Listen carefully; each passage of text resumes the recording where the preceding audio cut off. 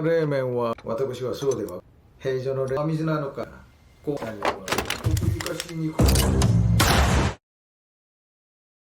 Halo guys, kembali lagi di channel HD19. Di video kali ini kita akan membahas sebuah film action terbaru yang berjudul Phantom. Film ini mengusung tema mata-mata di era kolonial Jepang, dan di film ini juga terdapat organisasi yang bernama Phantom atau hantu pembunuh. Mereka diceritakan sebagai intel yang bergerak di bawah tanah yang memiliki misi khusus untuk menggulingkan gubernur yang baru saja dilantik. Dan sebelum masuk ke alur ceritanya, admin memperingatkan bahwa konten ini berisi full spoiler. Jangan lupa untuk like, komen, subscribe, dan nyalakan notifikasi agar kalian tak ketinggalan updatean video dari channel ini. Oke, tanpa memperpanjang lagi, cus langsung saja masuk ke alur cerita filmnya. Film ini dibuka dengan latar di negara Korea pada tahun 1933. Waktu itu negara Korea sedang dijajah oleh pemerintahan Jepang, dan seluruh aktivitas warga Korea diawasi serta dijaga ketat oleh tentara Jepang yang berkuasa. Scene kemudian beralih ke gedung komunikasi di kantor gubernur. Di hari itu terdapat pesan yang baru saja masuk yang mengabarkan bahwa hari ini merupakan hari baru yang baru saja dimulai. Dan wanita ini bernama Park Cha-kyung. Ia bekerja sebagai operator telepon. Setelah menerima pesan masuk, Park Cha kemudian langsung membuatkan surat laporan.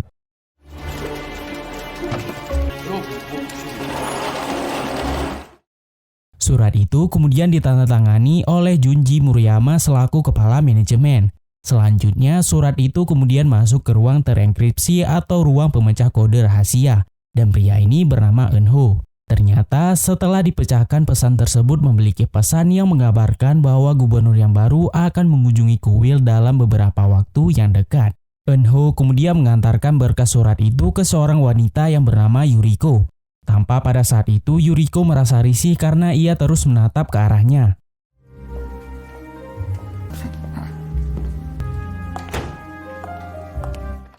Singkat cerita, di malam hari, tampak pada saat itu Park Cha memesan satu tiket untuk menonton film, dan ia juga memberikan uang yang di dalamnya terdapat kode yang berisi pesan rahasia. Selama film berjalan, ada seorang kakek yang sedang memecahkan kode yang ada pada uang tersebut. Dan setelah mendapatkan pesan, ia kemudian langsung mencetak sebuah poster film Dracula.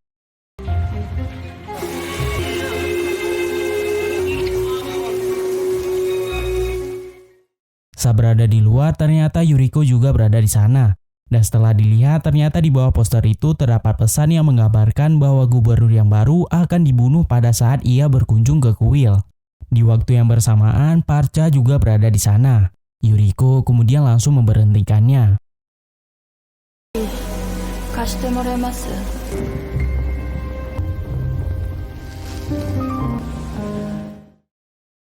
Singkat cerita, 3 hari kemudian berlalu, dan di hari itu para rombongan gubernur akan datang dan menuju ke kuil untuk meresmikan dirinya sebagai gubernur yang baru. Di dalam mobil, pengawal yang berada di depan kemudian mengatakan bahwa terdapat penyerangan di Shanghai dalam waktu beberapa hari terakhir. Dan oleh karena itu, ia kemudian mengatakan untuk tidak panik karena seluruh kendali dan keamanan kota berada di tangannya. Di sana, para warga yang bekerja kemudian dikumpulkan dan bersiap untuk menyambut kedatangan dari gubernur.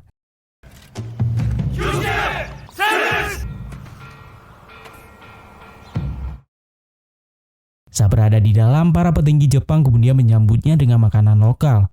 Yuriko pada saat itu juga ikut dalam rombongan para tamu dari gubernur. Salah satu pramusaji kemudian mengeluarkan pistol dari bakul makanan dan langsung menembak gubernur. Sontak pada saat itu seluruh warga yang berada di sekitar kaget dan situasi pun kemudian berubah mencekam.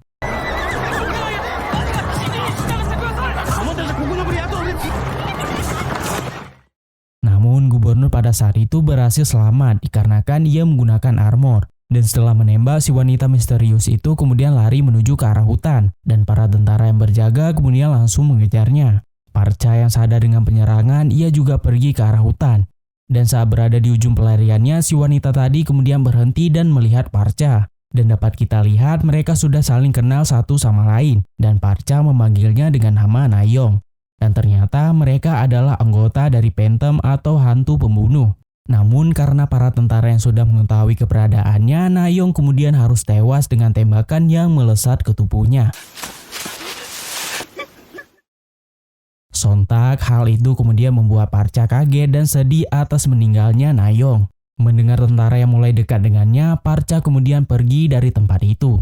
Salah satu perwira yang bernama Dakahara menyadari ada seseorang yang berada bersama dengannya.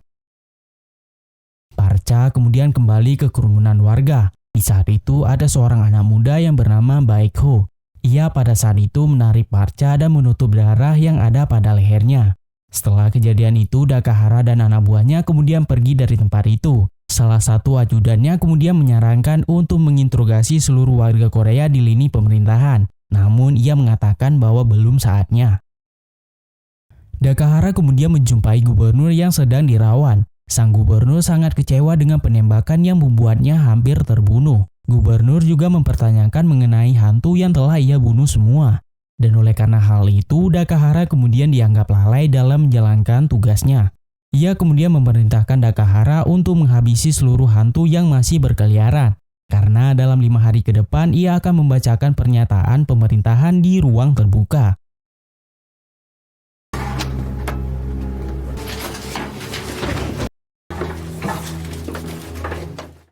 Setelah mendapatkan perintah, Dakahara dan prajuritnya kemudian pergi memeriksa salah satu rumah yang diduga kuat bagian dari hantu. Mereka juga mengumpulkan semua barang bukti yang ada. Di markasnya, Murayama mengatakan bahwa serangan ke gubernur itu sama persis yang terjadi di Shanghai. Ia mengatakan untuk memeriksa seluruh orang yang berada di lini pemerintahan. Murayama juga berencana untuk kembali masuk ke kepolisian untuk menangkap seluruh hantu yang masih berkeliaran. Namun pria itu kemudian meremehkannya dan mengatakan kepadanya untuk tidak terlalu gegabah. Di luar, Parcha kemudian pergi ke bioskop dan memesan 1 tiket. Dan ternyata Dakahara juga pergi ke tempat itu untuk mencari informasi. Saat itu ia juga masuk ke dalam bioskop. Parcha yang menyadari keberadaannya kemudian menoleh ke belakang.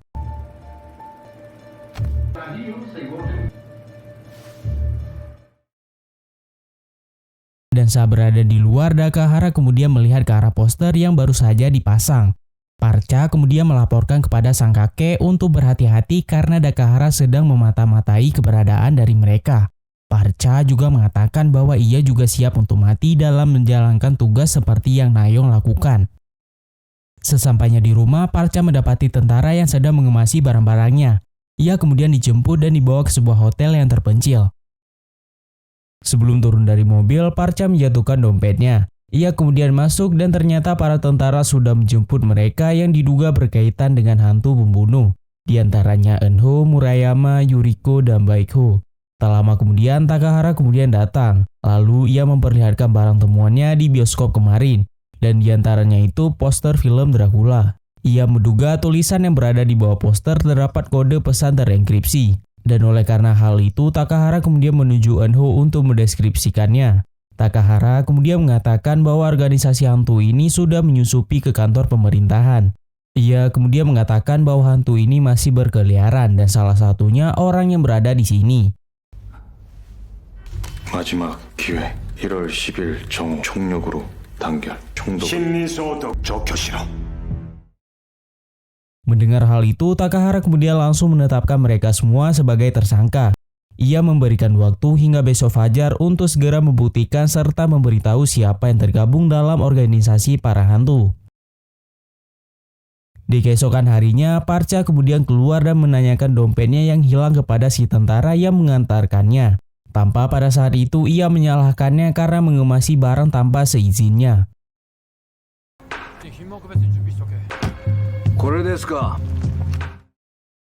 Setelah itu, ia kemudian kembali ke kamar. Yuriko ditempatkan bersama Parcha. Di kamar, Parcha berencana untuk menyembunyikan tiket bioskop ke salah satu buku. Dan pada saat itu, ia kemudian menyadari bahwa di sela dinding terdapat alat penyadap. Lalu di tempat berbeda, Murayama mencoba memeriksa kamar dari Eunho. 뭐지? Mereka kemudian membahas tentang ayah dari Parcha yang memiliki kekayaan hingga mampu mengirimkan pesawat untuk gubernur. Eunho kemudian menuduh Parcha yang merupakan seorang hantu pembunuh, mengingat ia memiliki akses untuk masuk ke dalam rumah gubernur. Lalu ada seseorang yang memecahkan sesuatu di lobi, dan ternyata itu adalah Yuriko yang sedang mengamuk karena tak bisa menggunakan telepon. Baekho kemudian menjumpai Parcha. Di saat itu ia ingin menanyakan sesuatu kepadanya. Namun belum sempat ia jawab, ia kemudian langsung menariknya keluar. Saat berada di ruang penyimpanan, ia kemudian memberitahu kalau seluruh kamar telah disadap. Semua bentuk percakapan akan dicatat dan direkam. Murayama kemudian pergi menyusupi kamar Parcha. Saat itu ajudan Takahara memanggilnya dan mempertanyakan kebohongan selama ini bahwasannya ia adalah keturunan dari Korea. Lalu ia pada saat itu langsung menuduh Murayama sebagai hantu dan mengatakan bahwa tak ada posisi penting baginya. Di luar, Yuriko kembali melakukan keributan. Ia pada saat itu meminta para tentara untuk mengantarkannya pulang ke ibu kota. Takahara kemudian datang dan memperingatkan dirinya untuk keluar dari mobil. Dan di waktu yang bersamaan, Murayama juga sudah berada di luar. Tanpa berpikir panjang, Murayama langsung melepaskan tembakan ke arah Yuriko. Setelah kejadian itu, Murayama kemudian mengancam Takahara untuk tidak macam-macam dengan dirinya. Ia juga mengatakan bahwa dirinya akan menangkap para hantu sebelum matahari terbenam. Di sisi lain, terlihat Murayama sedang mencari sesuatu dan masuk memeriksa ke kamar Parcha. Saat itu, ia melihat ada buku yang posisinya sudah berpindah. Namun keberadaannya pada saat itu sudah diketahui oleh Yuriko yang langsung memergokinya.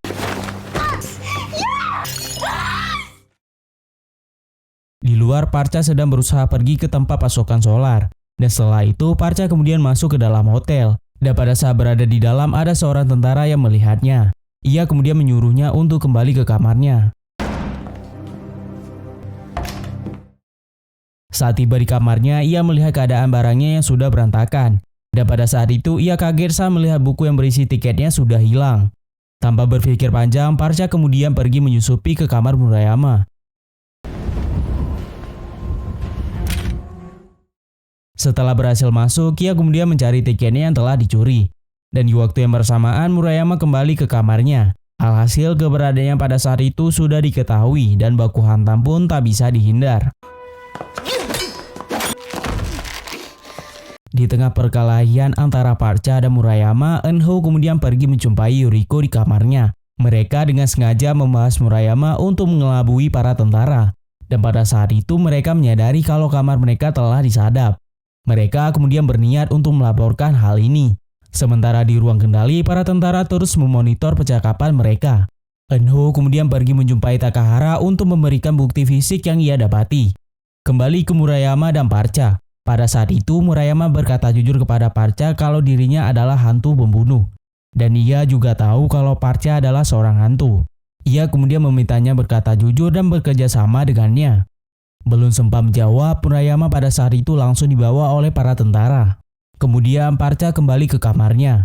Ia pada saat itu melihat tiket rahasianya itu telah hilang. Ia kemudian menjumpai Yuriko yang sedang santai sambil menghisap rokok.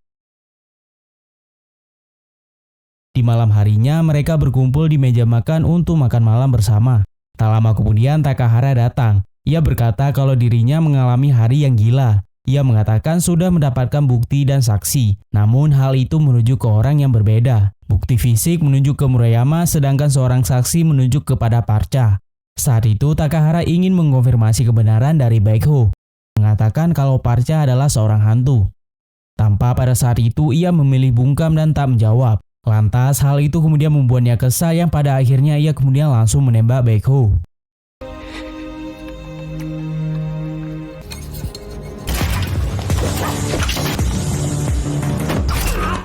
Saat Parcha akan bertindak, tiba-tiba saja Yuriko menyerang sambil menembak ke arah tentara. Saat itu Murayama berencana kabur, namun dicegat oleh Eunho yang memintanya untuk mengakui bahwa dirinya adalah seorang hantu.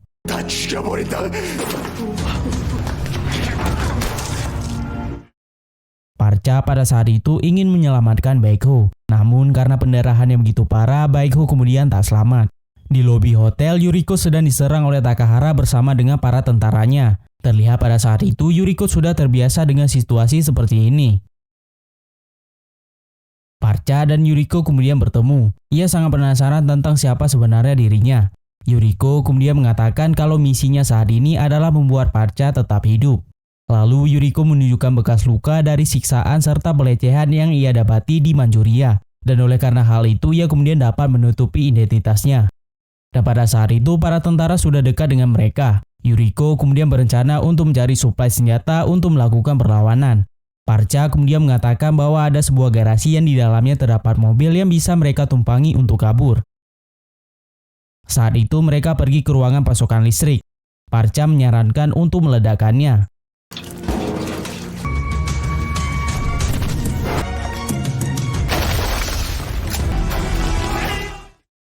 Takahara yang menyadari ledakan, ia kemudian menjumpai ajudan dan memarahinya karena tak becus menjalankan perintah. Ia juga mengancam akan membunuhnya jika tak bisa menangkap para tawanan.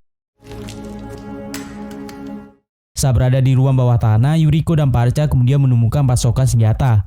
Mereka mengambil semua perlengkapan dan pergi melanjutkan perjalanan. Dan singkat cerita, mereka kemudian menemukan sebuah jendela yang mengarah keluar. Namun para tentara pada saat itu sudah dekat dengan mereka. Ia kemudian meminta Parcha untuk naik terlebih dahulu. Namun pada saat itu Yuriko tak mau pergi dan berencana untuk melawan para tentara. 가라.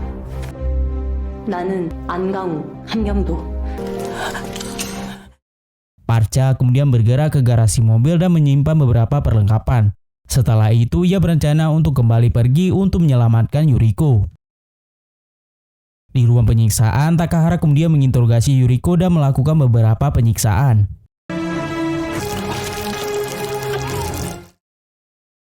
Di tempat pasokan solar, Parcha berencana untuk meledakkan pasokan minyak. Saat itu ternyata Murayama sudah berada di sana yang langsung menodongkan pistol. Parcha memohon kepadanya untuk menyelamatkan Yuriko yang sedang berada di ruang bawah tanah. Namun saat itu Murayama tampak berkhianat dan berencana untuk menangkapnya.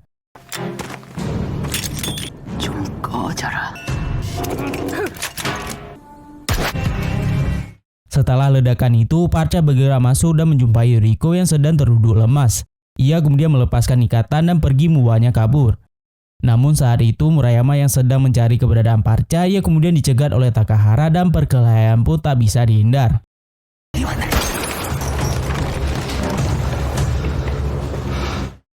Parcha dan Yuriko sudah berhasil keluar dari hotel. Mereka berusaha untuk menghidupkan mobil. Setelah kejadian itu, Murayama kemudian mengatakan kalau Takahara dibunuh oleh para hantu. Ia kemudian menelpon pimpinan untuk melaporkan kejadian yang terjadi di hotel. Di tempat berbeda, Parcha dan Yuriko kemudian sampai di sebuah rumah tua yang berada di tengah hutan. Mereka kemudian berhenti dan meminta pertolongan kepada seorang wanita.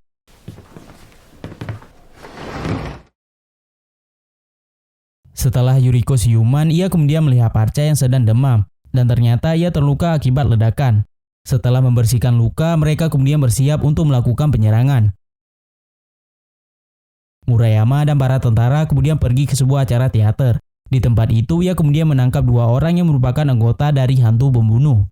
Ia pada saat itu meminta seluruh tamu untuk menyerahkan diri. Dan apabila mereka tak mendengar perintahnya, maka ia akan menangkap semuanya. Dan karena tak ada tanggapan, ia kemudian menembak si kakek.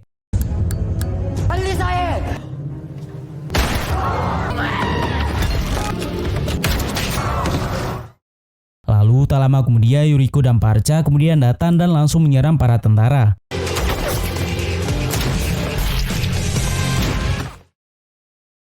Saat berada di depan panggung, Murayama kemudian dihujani tembakan dari arah depan yang membuatnya tewas. Dan setelah kejadian itu, mereka kemudian menguburkan adik dari si wanita. Tanpa pada saat itu mereka sangat terpukul dan merasa bersalah karena telah membuatnya terbunuh. Kemudian Parcha dan Yuriko kembali ke tempat persembunyian mereka. Tanpa pada saat itu mereka sedang asik merokok sambil menatap ke arah jendela. Sambil bercerita tentang perjuangan mereka dalam melawan penjajah Jepang untuk memperebutkan kemerdekaan. Dan filmnya pun berakhir. Baik, terima kasih sudah menonton dari awal hingga akhir. Tinggalkan jejak kalian di kolom komentar di bawah. Dan jangan lupa untuk subscribe, like, dan menyalakan notifikasi agar kalian tidak ketinggalan updatean video dari channel ini. Terima kasih atas segala perhatiannya. Gua Hafiz cabut dan sampai jumpa di next video. Dadah.